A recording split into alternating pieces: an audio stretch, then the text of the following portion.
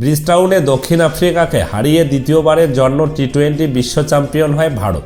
2007 সালের উদ্বোধনী আসরের পর ফের টি-20 বিশ্বকাপে বিজয় পতাকা উড়াতে ভারতের লেগে যায় দীর্ঘ 17 বছর। অবশ্য 2011 সালে ওয়ানডে বিশ্বকাপ ও 2013 সালে আইসিসি চ্যাম্পিয়ন্স ট্রফির খেতাব জেতে টিম ইন্ডিয়া। সেই নিরিখে বলা যায় যে ভারত 13 বছর পরে ফের কোনো বিশ্বকাপ জিতল এবং 11 বছর পর আইসিসি ট্রফি ঢুকল বিসিসিআই এর ক্যাবিনেটে। আপাতত দেখে নেওয়া যাক এবারের টি-20 বিশ্বকাপ জিতে ভারত কত টাকা পুরস্কার পেল এবং রানার্স হয়ে দক্ষিণ আফ্রিকার পকেটে ঢুকলো কত টাকা।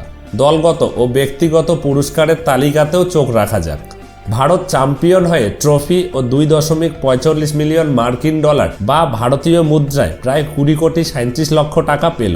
দক্ষিণ আফ্রিকা রানার্স হয়ে ট্রফি ও 1.28 মিলিয়ন মার্কিন ডলার বা ভারতীয় মুদ্রায় প্রায় 10 কোটি 64 লক্ষ টাকা পেল।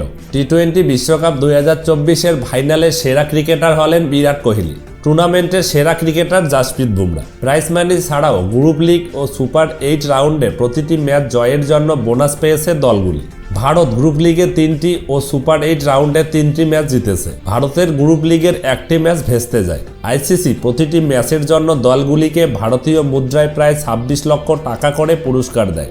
ভারত গ্রুপ লিগ ও সুপার 8-এর 60টি ম্যাচ থেকে আয় করেছে 1 কোটি 69 লক্ষ টাকা। সেই নিরিখে চ্যাম্পিয়ন হওয়ার 20 কোটি 37 লক্ষ ও ম্যাচ জয়ের 1 কোটি 69 লক্ষ মিলিয়ে টিম ইন্ডিয়ার পকেটে ঢোকে প্রায় 22 কোটি 6 লক্ষ টাকা।